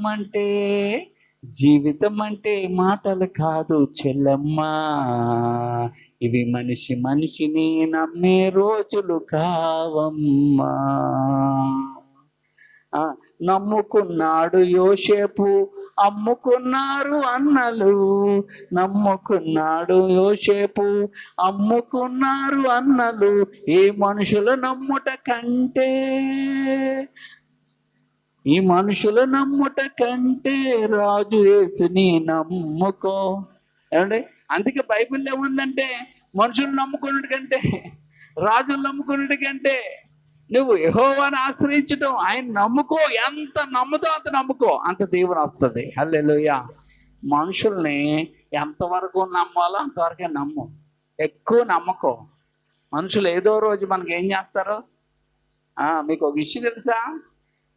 మనుషుల దగ్గర అన్ని రహస్యాలు చెప్పుకో, దేవుడి దగ్గర అన్నీ చెప్పి. దేవుని స్తోత్రం. మనుషుల దగ్గర అన్నీ చెప్పుకో. ఈరోజు నీకు నీ మేలు కోరుకున్న మనుషులు రేపు నీ బలహీనతలన్నీ ఊరోళ్ళకి అందరికీ చెప్పడం మొదలెడతారు. హల్లెలూయా. కానీ దేవుడి దగ్గర నీ బలహీనతలైనా, నీ ఏ విషయమైనా ఆయన రహస్యంగా పెడతాడు. దేవుని స్తోత్రం. హల్లెలూయా. అందుకే ఎప్పుడైనా మనసు ఇప్పి ఎవరు చెప్పుకోవాలంటే దేవుడికి చెప్పుకోవాలా. హల్లెలూయా. ఎంత ఏడుస్తామో అంత ఏడ్చేయాలి ప్రభు దగ్గర. హల్లెలూయా, హల్లెలూయా. అలాగే ఆత్మీయ స్థితిలో ఎదిగిన వారితో చెప్పుకోవాలి. బడబడ వాగేసి ఈ రోజేమో ఎగిరేసి రేపు మళ్ళీ పడిపోయి, ఈరోజు పొంగిపోయి రేపు కృంగిపోయి, ఏమంటే ఈరోజు బాగా పరిగెట్టేసి రేపేమో కూర్చుండిపోయే వాళ్ళలాగా ఉన్న మనుషులతో, స్థిరత్వం లేని మనుషులతో ఎప్పుడు ఏమి చెప్పుకోకూడదు. చెప్పుకున్నారా మీ రహస్యాలన్నీ వాళ్ళు ఏం చేస్తారు? ప్రచారం చేసుకొని తిరుగుతారు. వీళ్ళది ఎలా ఉంటుందంటే, ఇలాంటి మనుషులది ఎలా ఉంటుందంటే, పరిగెడుతూ దొంగ అని పరిగెడతారు. వీళ్ళు దొంగతనం చేసి దొంగ అని పరిగెడతారు. అప్పుడు ఎవరిని పట్టుకుంటారు మనుషులు? అలాంటి మనుషులు తప్పులు చేస్తున్న వాళ్ళే నిందలు వేసేవారుగా ఉంటారు. తప్పులు చేసే వాళ్ళే హేళన చేసేవారుగా ఉంటారు. తప్పులు చేసే వాళ్ళే దేవుడికి దూరంగా ఉంటారు. తప్పులు చేసే వాళ్ళే ప్రార్థన చేయరు. తప్పులు చేసేవారే బైబిల్ చదవరు. తప్పులు చేసేవారే పాటలు పాడరు. తప్పులు చేసేవారే అభిషేకానికి సిద్ధపాటు అవరు. అందుకే మీకు ఏమంటే ఎవరి మాట మీరు వినాలంటే వాక్యములు ఎదుగుతూ సాగుతూ నడుస్తూ ఉన్నవారు ఏది చెప్పినా వినండి. అంతేగాని అమ్మా వాక్యాన్ని వినలేనోళ్ళు, నడవలేనోడు, పాటించలేనోడు చెప్తే, ఇప్పుడు ఒకడికి బట్టబుర్ర ఉందంట, గుండు ఉందంట, ఏముందమ్మా గుండు. ఆ గుండు వేసుకొని ఈ తైలం నేను వాడాను, చాలా గొప్పగా ఉంది, ఇది మీరు వాడండి చాలా బాగుంటుందని చెప్పాడండి అడ్వర్టైజ్మెంట్. మీరు అందరూ బేక్కొనేస్తారే, చాలా బేక్కొనేస్తారు కదా, ఉంటుందా అమ్మా? చెప్పండి అమ్మా, కొనరు కదా, ఉమ్మూసేస్తారు మీరు కదా. అంటే అడ్వర్టైజ్మెంట్ చెయ్యాలంటే అది తల రాకపోయినా ఒక సౌరం వేసుకొని ఎంత వేసుకొని అదేదో ఉంటుంది కదా, దాన్ని కట్టి ఇలా లాగేస్తే చాలు, అయ్యో బాబోయ్ ఎంత తల వచ్చేసిందట. మొన్న తల అదే ఆ కేరళ వాళ్ళు ఏదో చూపిస్తున్నారు కదా, ఆ బెంగళూరు కర్ణాటక ఆయిల్, ఆదివాసి ఆయిల్, ఎంతమంది వెళ్ళి తెచ్చేసుకుంటున్నారు ఆయిల్. నిజంగా అలాగ వచ్చేస్తుంది అనుకోకండి, అలాగే ఏమి రావట్లేదు. అలాగా ఎప్పుడైతే వస్తుందో దానికి అడ్వర్టైజ్మెంట్తో పని ఉండదు. అడ్వర్టైజ్మెంట్తో ఏముండదు పని. అడ్వర్టైజ్మెంట్ ఉంది అని అంటే అది వ్యాపారం. హల్లెలూయా, హల్లెలూయా. కాబట్టి భోజనం చెయ్యాలి, ఇలా చెయ్యాలని ఎవరన్నా మనకు చెప్తున్నారా? మీకు తెలుసు ఎలా భోజనం చేయాలో, ఎలా ప్రిపేర్ చేసుకోవాలో. కాబట్టి దానికి అడ్వర్టైజ్మెంట్తో ఏమీ పని లేదు. పెద్ద పెద్ద సినిమా యాక్టర్లు తీసుకెళ్ళి అడ్వర్టైజ్మెంట్ చేసుకుంటున్నారంటే అక్కడ ఏం లేదు, ఏం లేదమ్మా, అక్కడ మ్యాటర్ లేదు, అక్కడ మ్యాటర్ లేదు. అంతే, వాళ్ళు ఒత్తిడి వెళ్తుంటారు కొట్టారు, డబ్బు ఇస్తారు వాళ్ళకి, ప్రమోషన్ చేస్తున్నందుకు. అందుకే ఇప్పుడు చాలా మంది యూట్యూబ్లో వీటిల్లో వాళ్ళకి సబ్స్క్రైబ్స్ ఉన్న వాళ్ళ చేత ఏం చేస్తున్నారమ్మా, అడ్వర్టైజ్మెంట్ చేస్తున్నారు. ఆ అడ్వర్టైజ్మెంట్ చేసిన దాంట్లో చాలా మంది సినిమా హీరోలు ఉన్నారు, బెట్టింగ్ యాప్లకి అడ్వర్టైజ్మెంట్ చేసి వాళ్ళకి ఇచ్చింది ₹1 2 కోట్లు, కానీ బెట్టింగ్లో నష్టపోయిన వాళ్ళు కొన్ని వేల కోట్లు నష్టపోయారు. మరి దానికి ఏమంటే ఎవరు సమాధానం చెప్తాడు? అందుకే నాన్ వేషన్ అని ఉన్నవాడు ఇప్పుడు సంవత్సరానికి నెలకి ఇంచుమించుగా ఒక 3 లక్షలు 5 లక్షలు కోట్లు సంపాదించుతున్నాడట, బెట్టింగ్ లేకుండానే. అదే బెట్టింగ్ ప్రమోషన్ చేసేయడానికో ఏమండి 100 కోట్లు వచ్చేస్తాయి. అర్థమవుతుందా? ఎందుకు? ఆ బెట్టింగ్లు ఆడి ఏమవుతారు? నష్టపోతారు అమ్మా, ప్రాణాలు తీసుకుంటారు ఆఖరికి. కాబట్టి అతడు నేను ఆ ఉసిరేసుకోను అని అతడు ఆ బెట్టింగ్ యాప్ చేయలేదు, కానీ చాలా మంది చేశారు. చేసి పెద్ద పెద్ద బిల్డింగులు అన్నీ ఎవడలా పోతే నాకేంటది. కాబట్టి ఏమండి, అలాంటి ప్రకటనలు ఏది కూడా మీరు నమ్మద్దు. ఏమండి, వచ్చేది ఎలాగుంటుందంటే జెన్యున్ అయింది కష్టంతో వస్తుంది అమ్మా, సులువైంది మోసమైంది సులువుగా వస్తున్నట్టు ఉంటుంది. మోసం అనమాట. ఏమండి, నెలకి మీరు ఇంటికాడ ఉండే సెల్ ఫోన్లో ₹1,00,000 సంపాదించాలి అనగానే నీ మనసు ఎక్కడికి వెళ్ళిపోద్దో చూడండి అమ్మా. నీకు ₹10,000 ఉద్యోగమే దొరకలేదు, నీకు నెలకి ఎంతట? అప్పుడు నీకు ఎలా ఉంటుంది? వెంటనే నువ్వేం చేస్తావంటే ఆ ఫోన్ చేసేస్తావు, వాళ్ళకి డబ్బులు కట్టవలసింది కట్టేస్తావు, ఇంకా ఆ తర్వాత ఫోను పనిచేయదు. ఇలాంటి ఎన్నో నిరుద్యోగుల కొరకు మోసాలు జరుగుతున్నాయి. కాబట్టి మనం నేర్చుకోవాలి ప్రతిదీ. ఎక్కడ నేర్చుకోవాలంటే దేవుని పాదాల దగ్గర మనము నేర్చుకోవాలి. ఎక్కడ నేర్చుకోవాలమ్మా? దేవుని పాదాలు. చూడు 119:73 మత్తయి సువార్త 11:29 ఉంటాడు. నా కాడెత్తుకొని నా దగ్గర నేర్చుకోండి. రే అబ్బాయి, మీరు నా దగ్గర నేర్చుకోండి అంటుంటే వీళ్ళందరూ వాట్సాప్లో నేర్చుకుంటాను అంటున్నారు, సెల్ ఫోన్లో నేర్చుకుంటాను అంటున్నారు. సెల్ ఫోన్లు ఏముంటాయి? అన్ని అబద్ధాలు ఉంటాయి అందులో, ఎక్కువ వాక్యం తక్కువే. అబద్ధాలు, మోసాలు, ఏమంటే రకరకాలైన అన్నీ కూడా అందులో కనపడుతూ ఉంటాయి అన్నమాట. ఇప్పుడు ఏ వచ్చింది కదా, ఇంకా దారుణంగా ఉన్నాయి. ఏది నిజమో ఏది ఫేకో తెలుసుకోలేనట్టు ఉంటుంది అనమాట. అంటే నేను విమానంలో ఎక్కడికి వెళ్ళిపోతున్నట్టు కూడా నేను పెట్టేయచ్చు. అది పెట్టగానే మీరు ఏమనుకుంటారంటే మా పాస్టర్ గారు విమానంలో ఎక్కడికి వెళ్తున్నారని మీరు చెప్తారు కూడా. అంటే మనం ఒక ఫోటో పెట్టి నేను మాట్లాడుతున్నట్టు కూడా పెట్టేయచ్చు. ఇప్పుడు మీకు ఒక ఇష్యూ తెలుసా? మీ సెల్ ఫోన్లో ఒక 10 రూపాయలు లేకపోతే ఒక 100 రూపాయలు వేస్తారు. 100 రూపాయలు వేసి ఏమండి పొరపాటున వచ్చేసిందండి, ఆ 100 రూపాయలు మాకు పంపించండి అంటారు. మీరు చాలా మరి దోత్రతో వెళ్తున్నారు కదా, అంటే టిక్కు అని కొట్టగానే మీ ఫోన్లో ఉన్న 1,00,000 రూపాయలు ఎగిరిపోతుంది. ఇవి ఘరానా మోసాలు చాలా దారుణంగా ఉన్నాయి. ప్రతిదీ మోసమే. ఒకవేళ నేను నిజంగా ఇచ్చేద్దాం అనుకుంటే, బాబు నేను నువ్వు పలానా చోటకు రా కాకినాడ, అప్పుడు ఇచ్చేస్తానని చెప్పాలే తప్ప ఆడికి ఏదో సహాయం చేద్దాం అనుకుంటే నీకు అయిపోయింది. లేకపోతే నువ్వు పంపించాను అన్నావు కదా, దాన్ని తీసుకెళ్ళి దేవుడికి ఇచ్చేసానని చెప్పండి. నువ్వు కావాలంటే తీసుకో, లేకపోతే దేవుడికి ఇచ్చాను, నీకు మాత్రం నేను పంపనని చెప్పండి.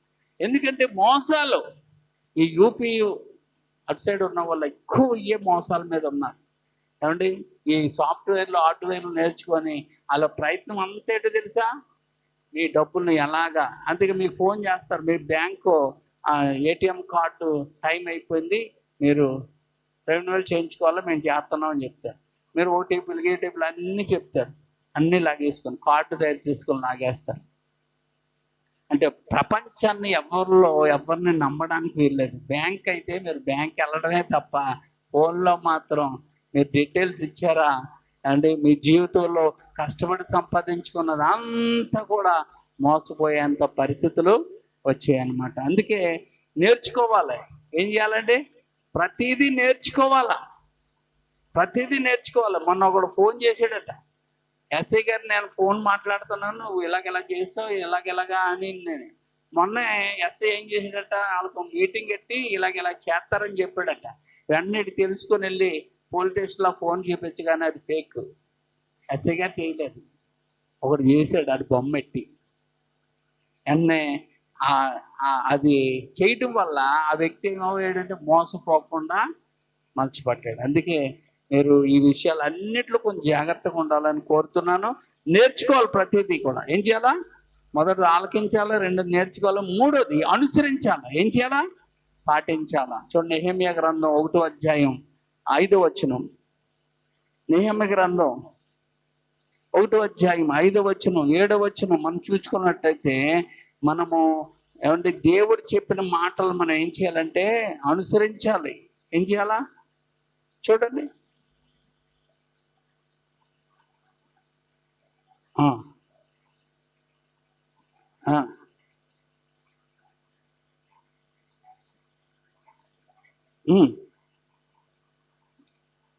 అబ్బా కటాక్షించట, వారితో ఏం చేసుకుంటాడట?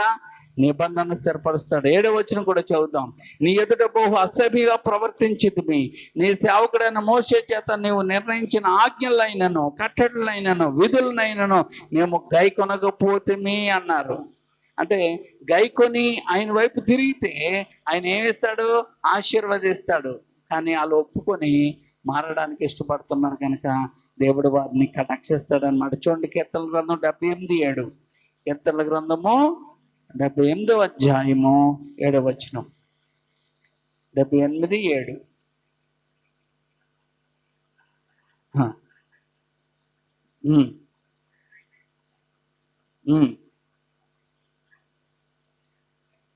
దేవుని స్తోత్రం. ఏముందంటే మూర్ఖతయు తిరుగుబాటు గల ఆ తరమని పోలి ఉండొద్దు మీరు. వారు ఆయన ఆజ్ఞలు గైకొన్నట్లును ఆయన యాకోబు సంతతి శాస్త్రం నియమించను అన్నాడు. వాళ్ళు ఏం చేయలేదట? అవి గైకొనలేదు. ఎందుకు గైకొనలేదు? మూర్ఖత్వం, తిరుగుబాటు. అందుకే దేవుడు మాటలో శ్రద్ధగా వినాలి, కానీ మూర్ఖత్వం ఉండకూడదు.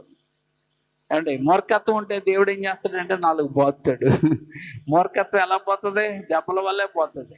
కాబట్టి మూర్ఖత్వం, తిరుగుబాటు ఎవరిలో ఉండడానికి వీర్లేదు. దేవుని స్తోత్రం, హల్లెలూయా. అందుకే ఏం చేయాలి? అనుసరించాలి. ఏం చేయాలమ్మా? మన దీవించబడదు. 4వ విషయం, అనుసరించడమే కాదు, నువ్వు ఆయన మాటలు యందు ఆయన యందు నీకు ఏముంచాలని? నమ్మకం ఉంచాలా. ఏముంచాలా? నమ్మకం ఉంచాలి. ఏముంచాలమ్మా? నమ్మకం ఉంచాలి. నువ్వు దేవుడి సంధికి వస్తున్నావు, నమ్మకం ఉంచకపోతే ఎలాగా? ఆయన ఎవరు? నమ్మదగిన దేవుడు. నువ్వేం చేయాలా? ఆయన్ని నమ్ముకోవాలా. ఆయన యందు నువ్వేముంచాలా? నమ్మకం ఉంచాలా. నమ్మకమైన దేవుడవైనా నీవే చాలు యేసయ్యా. నమ్మకమైన దేవుడవైనా నీవే చాలు యేసయ్యా.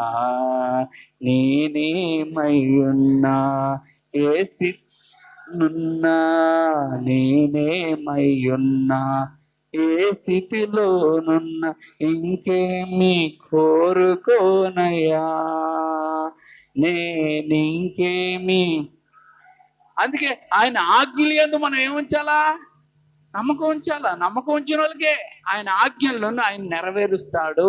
హల్లెలూయా.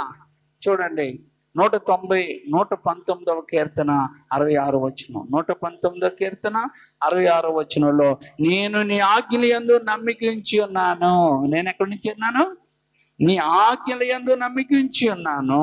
మంచి వివేచన, మంచి జ్ఞానము నాకు నేర్పుము. హల్లెలూయా. అందుకే ఏమంటే దేవుని మాటల యందు మనం ఏముంచాలా? నమ్మకం ఉంచాలా. హల్లెలూయా. అప్పుడు మనము ఆనందించగలుగుతాం. చూడండి కీర్తనల గ్రంథం 112:1. కీర్తనల గ్రంథము 112:1. కీర్తనల గ్రంథము అది. నువ్వు ఎప్పుడైతే దేవుని యందు భయభక్తులు కలిగి ఉంటావో ఆయన యందు ఏం చేస్తావంటే ఆనందించగలుగుతావు. హల్లెలూయా. ఆనందించగలుగుతావు. అమ్మా నీకు ఇన్ని కష్టాలు, ఇన్ని బాధలుంటే ఎలా నవ్వుతున్నావేమ్మా అంటారు. ఈ నవ్వు దేవుడు నాకు ఇచ్చింది, నేను నవ్వలేను. హల్లెలూయా. కానీ దేవుడు నాకు ఉన్నాడు అనే ధైర్యం నాలో ఉన్నది. అందుకే ధైర్యం ఇస్తాడు దేవుడు. రెండోది బలం ఇస్తాడు. హల్లెలూయా. హల్లెలూయా. కీర్తన గ్రంథము చూడండి కీర్తన గ్రంథము 119:10-11 వచనంలో, నీ ఆజ్ఞలు విడిచి నన్ను తిరగనీకు ప్రభు అంటున్నాడు. ఈరోజు చాలా మంది ఏం చేస్తున్నారంటే దేవుడు చెప్పేదొకటి, వీళ్ళు చేసేదొకటి. మరి వాళ్ళ జీవితాల్లో ఏం జరుగుతాయి?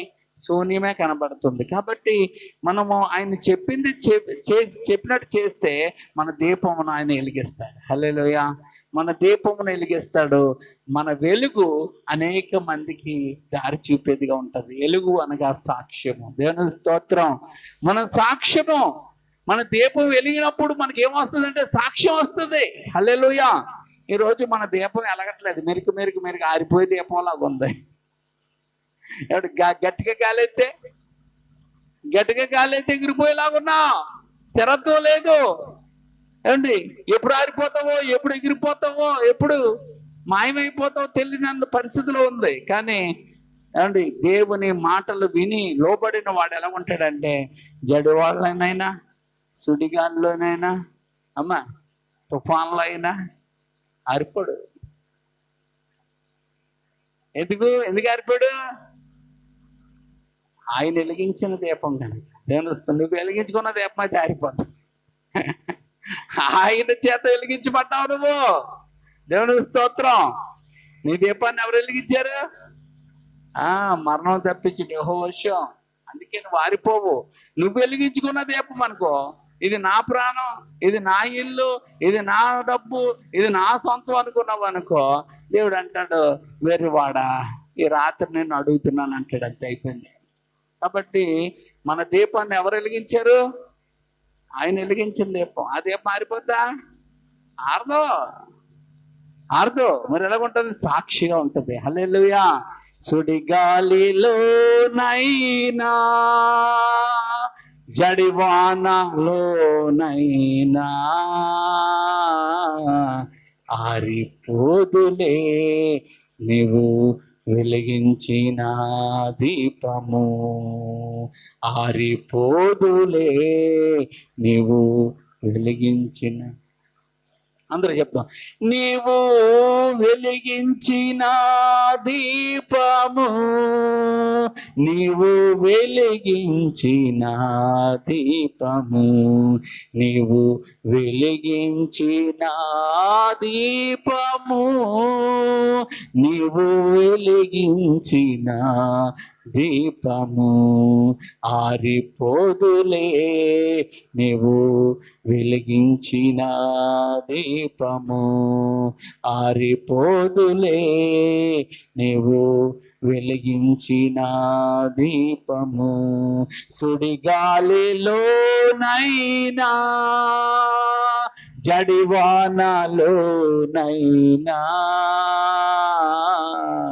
ఆరిపోదులే, నీవు వెలిగించిన దీపము ఆరిపోదులే, నీవు వెలిగించిన దీపము. ఆరని దీప్యమానమై సైన్యముల కధిపతివై ఆరని హోరులో నా ముందు నిలిచితివే, సైన్యముల కధిపతివై క్రమశాలివై పరాక్రమశాలివై నడిచావు కాపరిగా, నా దీపము యేసయ్యా నీవు వెలిగించినావు, జడివానలోనైనా సుడిగాలిలోనైనా ఆరిపోదులే, నీవు వెలిగించిన దీపము ఆరిపోదులే, నీవు వెలిగించిన దీపము. హల్లెలూయా. బైబిల్ గ్రంథంలో పాత నిబంధనలో సౌలు అనే వ్యక్తిని దేవుడు ఎన్నిక లేనివాడు. సౌలు ఎవరండి? ఎన్నిక లేనివాడు, బెన్యామీను గోత్రంలో పుట్టినవాడు. అలా ఎన్నిక లేని వాడిని రాజుగా చేశాడు ప్రభు. గాడిదలు కాల్చుకొని ఎన్నిక లేని వాడిని ఏం చేశాడు? గాడిదలు కాల్చుకున్న వాడినేమో రాజుగా దేవుడు చేస్తే, ఈ రాజుగా అయిన తర్వాత దేవుని మాట ఆజ్ఞలు వినడం మానేశాడు. దేవుడు ఏది చెప్తే అది చెయ్యాలి, నీ ఇష్టం వచ్చినట్టు చెప్తే చేయడానికి వీల్లేదు. ఒక ఆవిడ మన చర్చిలో, అమ్మా నువ్వు దేవుని మందిరానికి, దేవుని ఆరాధనకు, ఏమంటే దేవుని ప్రతివారం బల్ల కార్యక్రమం అంత వాక్యానుసారంగా ఉంది కదా, నువ్వు రా అంటే ఆవిడ అంటుంది, నేను సంఘాలు కట్టే పని నాకు అప్పచెప్పాడట. ఏటమ్మా సంఘాలు కట్టే పని ఇవిడిక? సంఘం అంటే ఏంటో తెలుసా ఆవిడికి? కట్టడం అంటే ఏంటో తెలుసా? సంఘాలు కట్టే పని అప్పచెప్పాడని ఊరి మీద తిరుగుతుంది. అది బైబిల్ సారమా కాదా? సంఘాలు నన్ను కట్టమన్నాడని ఊరి మీద తిరుగుతుంది. అది బైబిల్ చెప్తున్న పనా కాదా? కాదు కాదు కాదు. అంటే అది ఎవరు చెప్పారు? బైబిల్ చెప్పకపోతే దెయ్యం చెప్పింది. అది ఎవరు చెప్పారు? దెయ్యం చెప్పింది. దెయ్యం చెప్పిన మాటకు ఆవిడ ఏమైపోయింది? సత్య సంఘములోంచి, యథార్థమైన సంఘంలోంచి, దేవుడు ఏర్పరచుకున్న సేవకుల నుంచి తొలగిపోయారు వాళ్ళు. ఇంకెన్ని సాకులు చెప్పినా తర్వాత ఇష్యూలే, కానీ అది బైబిల్ చెప్పలేదుగా. సంఘాలు కట్టే పని ఆవిడకి దేవుడు అప్పగించాడా? అసలు సంఘాలు కట్టే పని స్త్రీలకు అప్పచెప్పాడా? సంఘానికి నడిపించే పని అప్పచెప్పాడు. కట్టే పని ఎవరిది కాదు, స్త్రీలది. కట్టేది దేవుడు. సంఘం కట్టేది ఎవరమ్మా? మేమేం కాదు. ఇది ఎంత మేము కట్టేమనుకుంటున్నారా? కట్టే పని దేవుడిది, నడిపించే పని మనదే. ఎక్కడి వరకు నడిపించాలా? ఈ మందిరంలోకి నడిపించాలంతే. కొంతమంది మేము నడిపించాం వాళ్ళ వెనకాల తిప్పుకుంటారు. అది కాదు. సంఘంలో నడిపించిన తర్వాత, వాళ్ళకి దేవుడికి అప్పగించిన తర్వాత, వాళ్ళు సేవకులు వారిని చూచుకుంటారు. ఇంకా నీకు పని లేదు, ఇంకా అయిపోయింది. ఇంకెవరినో నడిపించుకోవాలి మళ్ళీ. దేవుని స్తోత్రం. అందుకే సంఘాలు కట్టే పని ఎవరిదట? ఆవిడదట. సంఘాలు కట్టే పని నాకు అప్పగించాడు దేవుడు అని పోయింది. అంటే అది ఎవరు? దురాత్మ చెప్పాడు. దేవుడు చెప్పిన మాట కాదు. దేవుడు చెప్పిన మాట ఎక్కడుంటుంది? బైబిల్లో ఉంటుంది. మరి ఆవిడ చెప్పిన మాట ఎక్కడుంది? అది దేవుడి పని. అది ఈవిడ తీసేసుకోండి దేవుడి పని. దేవుడి పని మనం చేద్దాం అనుకున్న పళ్ళు రాలిపోతాయి మనకి.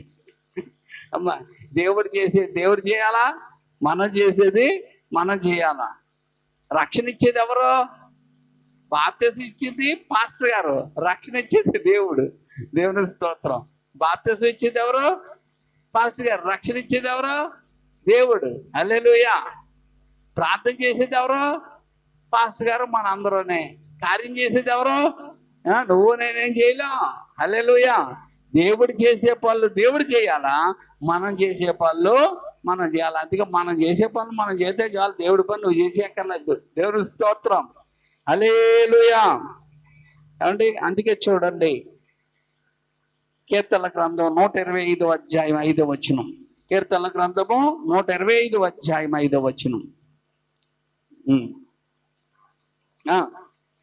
తమ వంకర త్రోవలకు తొలగిపోవారిని. అంతే, వంకర త్రోవలకు పోయి అలా పోయారనుకో, ఇంకా దేవుడు వాళ్ళని పాపం చేసే వాళ్ళు లిస్టులో పెట్టుకుని తీసుకుపోతాడు. ఇంకంతే. ఇంకా మనం వాళ్ళని మార్చలేం. వాక్యానికి లోబడిన వాళ్ళే మార్చగలం మనం. వాక్యం మీద తిరుగుబాటు చేసిన వాళ్ళని, వాక్యానికి విరోధంగా నిలబడిన వాళ్ళని మనం మార్చలేం. అది ఆయన మీద ఆధారపడుతుంది. ఇంకా ఆయన అవకాశం ఇస్తే మారుతారు, అవకాశం లేకపోతే కొనిపోతాడు. భక్తిలో లిస్టులో పెట్టేస్తాడట వాళ్ళని. ఆ భక్తికి ఎప్పుడైతే చెప్తాడో అప్పుడు తీసుకుపోతాడు. అందుకే భక్తి అనేది భయం లేని భక్తి చేయకూడదు. భయం లేని భక్తి చేస్తే భ్రష్టులు అవుతాము. భయం కలిగిన భక్తి చేస్తే యథార్థత, సత్యము, న్యాయము, చెడుతనం విసరించి పరిశుద్ధంగా మనం జీవిస్తాం. హల్లెలూయా. అందుకే భయభక్తులు కలిగిన భక్తులు ఏముంటాయంటే యథార్థత, న్యాయము, సత్యము, చెడుతనాన్ని విసర్జించడము ఉంటది. ఇవి లేని భక్తి ఎవరు చెప్పినా కానీ అది ఏమంటే భయభక్తులు కలిగిన భక్తి కాదు గనక వారికి దేవుడు ఆశ్రయముగా ఉండడు, వారిని కాపాడడు. అందుకే ఎవరిని కాపాడుతానని మాట ఇచ్చాడు తెలుసా? చూడండి, 34వ కీర్తన 7వ వచనం. కీర్తనల గ్రంథం 34:7 ఎవరిని కాపాడుతానన్నాడంటే యెహోవా యందు భయభక్తులు గలవారి. ఎవరిని కాపాడుతాను నేను? భయభక్తులు గలవారి చుట్టే నా దూతలు ఉంటారు, భయం లేని వారి చుట్టూ నా దూతలు ఉండరు అని అర్థం అన్నమాట. దేవుని స్తోత్రం. హల్లెలూయా. కాబట్టి భక్తి అనేది నీ ఇష్టం వచ్చినట్లుగా చేయటానికి కాదు, కానీ భక్తి అనేది దేవుడికి ఇష్టమైనట్లుగా మనం చేసేదాన్ని తెలుసుకొని దేవుడికి ఇష్టం లేని అన్ని పక్కన పెట్టాలా, దేవునికి ఇష్టకరంగా మనము జీవించాలా. అలాగా మనం జీవించకపోతే మన వంకర త్రోవల్లో మనం నడుచుకుంటూనే పోతూ ఉంటే మనల్ని భ్రష్టుల లిస్టులో పెడతాడట. భ్రష్టులను కొనిపోయినట్లుగా మనల్ని కూడా కొనిపోతాడట. కానీ మన నీతిమంతులు కొనిపోయినట్టుగా కొనిపోవడాలి, కానీ భ్రష్టులు కొనిపోయినట్టుగా కొనిపోకూడదు. నాకు తెలిసిన ఒక ఆయన ఉన్నాడు. నిజంగా దేవుడు ఎంత గొప్పోడో. ఏమండి, ఆయన మన చర్చికి ఒక 5,000 రూపాయలు విజయవాడ నుంచి వచ్చి ఇచ్చారు కదా. అంటే ఆయన పేరు ఏదో పేరు ఉంది, వెంకట్రావు దీవెనమ్మ అని మనకు తెలుసు. అయితే ఆయన ఒక బండి కొనుక్కున్నాడు, అన్నీ కొనుక్కున్నాడు. ఏమంటే దేవుని వాక్యం కూడా నేర్చుకొని నాకు చెప్తూ ఉన్నాడు. జ్వరం వచ్చిందంట. ఏమొచ్చింది? జ్వరంతో నడువు నొప్పి వచ్చిందంట. ఎక్కువ నడువు నొప్పి వస్తుందని వాళ్ళ అబ్బాయి దగ్గరికి వెళ్ళాడు. అంతే, ప్రాణం పోయి. నిన్న సమాధి కార్యక్రమం జరిగింది. ఎందుకు ఈ మాట చెప్తున్నానంటే మన ప్రాణం చాలా అల్పమైంది, చాలా స్వల్పమైంది. ఎప్పుడు ఏ రీతిగా ఏం జరుగుతుందో తెలియదు. కానీ దేవుడితో మనం ఉండగలిగితే, నీతిమంతుల జాబితాలో మనం ఉండగలిగితే మనం ఇక్కడ ఉన్నా చింత లేదు, మనం వెళ్ళిపోయినా చింత లేదు. దేవుని స్తోత్రం. హల్లెలూయా. ఆ భక్తి చేద్దాం, అంతేగాని ఏమంటే ఎవరికో ఏదో చూపించుకుందాం. ఏమంటే ఈ సకంలో ఏమంటే మనుషులు ఎలాగున్నాయంటే ఐక్యత లేకుండా సైతం చేస్తున్నాడు. నిన్ను పాస్టర్ గారు అలాగా ఏమంటున్నారు చూసావా? పాస్టర్ గారు నేను ఎక్సైట్లో చూసావా? నీతో మాట్లాడట్లో చూసావా? నేను పలకరించట్లో చూసావా? ఉన్నదే కొంతమంది అన్నట్లు. ఇందులో కూడా ఏం లేకుండా ఐక్యత లేకుండా చేస్తున్నాడు. ఐక్యత ఎక్కడ ఉండదో అక్కడ ఆశీర్వాదం ఉండదు. ఐక్యత ఎక్కడ ఉంటుందో అక్కడ ఆశీర్వాదము, శాశ్వత జీవము అక్కడ ఉండాలన్నాడు దేవుడు. ఉండాలి అక్కడ. మీరు ఎక్కడ ఉండాలా? ఐక్యత ఉన్న వాళ్ళ దగ్గర మీరు ఉండాలన్నాడు దేవుడు. ఏముండాలా? ఆశీర్వాదమా నువ్వు అక్కడ, శాశ్వత జీవమా నువ్వు అక్కడ ఉండవు. ఆజ్ఞాపించాడండి ఆయన. కానీ అందుకే ఆ ఆశీర్వాదము మనకు రాకుండా సాతాను గడు ఏం చేస్తాడు తెలుసా? నీ మీద, నా మీద, నీకు నాకు ఎక్కడ ఎడుతున్నాడు? లోన్ ఎడుతున్నాడు. పైకి మాత్రం పైకి నవ్వుతావు, లోన్ దెయ్యం నవ్వుతుంది.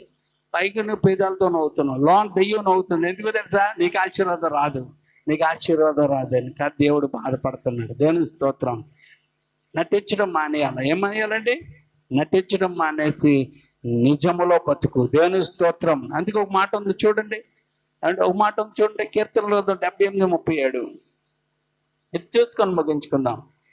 కీర్తనల గ్రంథము 78:37. కీర్తనల గ్రంథం 78:37. 78:37.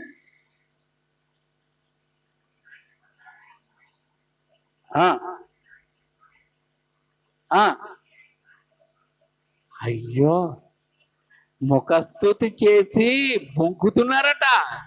బొంగుతున్నారంటే లోన ఒక మాట, బయట ఒక మాట చెప్తున్నారు. కొంతమంది సాక్ష్యాలు కూడా అలాగే చెప్తుంటారు. సాక్షి ఏటో కొడతారు, జరిగింది ఒకటి, ఆవిడకి వీళ్ళకి ఏదో గొడవ ఉంటుంది అన్నమాట. ఒక ఆవిడకి డబ్బులు వచ్చాయి, ఈవిడికి ఏమొచ్చాయి? డబ్బులు వచ్చాయి. ఇంట్లో దాచుకోద్దు. ఎక్కడేమంటుందంటే చేతులు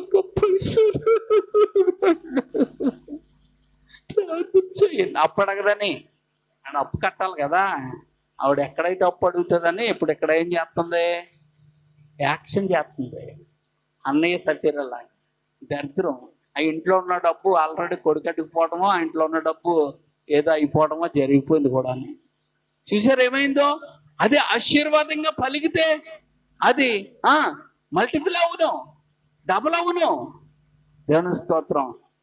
కొంతమంది దేవుడి దగ్గర ముఖస్తుతి, దేవుడి దగ్గర నెట్టన్న చేస్తే అన్నయ్య సభ్యురాలు ఏమైపోయారో తెలుసుకోకుండా నువ్వు యాక్ట్ చేస్తే ఎలాగా? ఏమో ఆ రాత్రి నీ ప్రాణం ఎగిరిపోయే డబ్బు ఎక్కడెట్టావో ఎవరికి చెప్పకపోవడంతో అది ఎవడో నీకు కొన్ని సార్లు ఎలా ఉంటుంది తెలుసా? పొద్దున్న ఎవరికి తెలియకుండా జాగ్రత్తగా దాయాలా. ఎందుకంటే పొద్దున్న ఈ డబ్బులన్నీ మనం ఏం చేయాలో చేద్దామని సీక్రెట్గా ఎవరో తెలియని దగ్గర ఎడతా, ఎవరికి చెప్పదు. నైట్ పోయింది. ఇప్పుడు ఏమవుతుంది?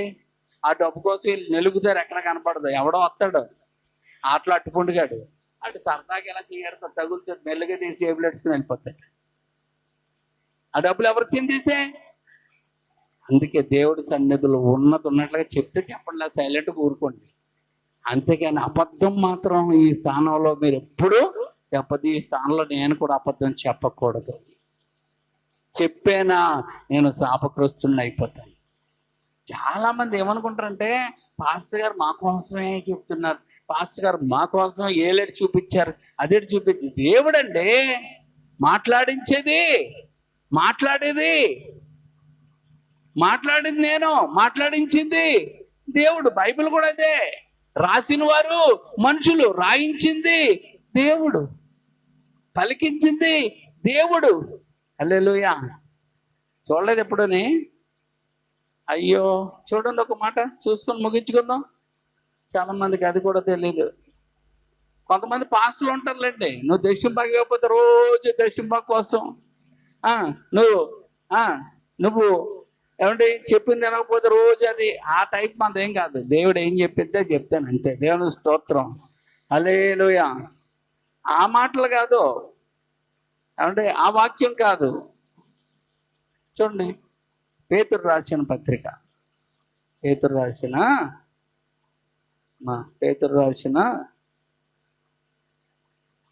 రెండో పత్రిక చూడండి. పేతురు రాసిన రెండో పత్రిక చూసుకొని ముగించుకుందాం.